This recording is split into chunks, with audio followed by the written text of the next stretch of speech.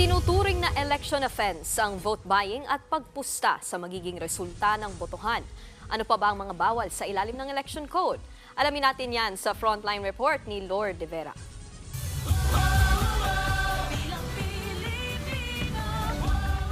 Maliban sa pagbitbit ng armas, paggamit ng mga armored na sasakyan para ang kandidato ay suportahan. Maliban sa pagbebenta at pamimili ng mga boto at napakarami pang iba.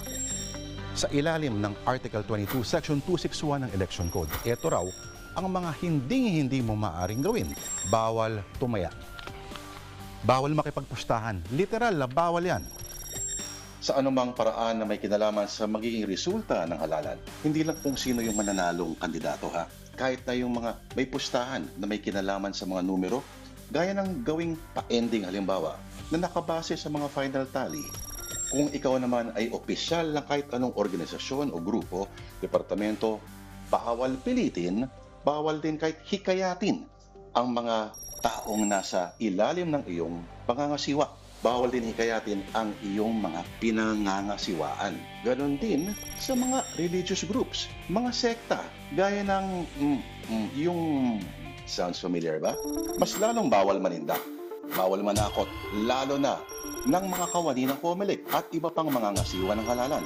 Mananagot ka rin kung sirain mo ang certified listahan ng mga botante, pati na rin ang pagbitbit ng mga registration forms sa labas ng nasabing area. Magsumbong din kayo kung malaman yung may nangyayaring appointment sa anumang opisina ng gobyerno sa bagong pwesto o may na-promote o nagtaas ng sahod 45 days bago ang election period. 45 days din bago nito, bawal din maglabas ng pera para sa mga public works projects at kahit anong kaakibat na gawain.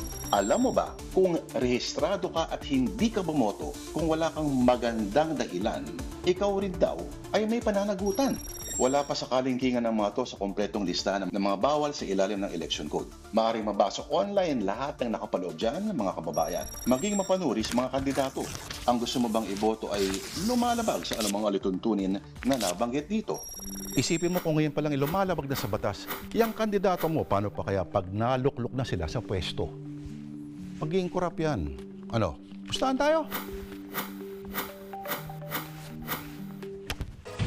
Mga kapatid, Nikki de Guzman po.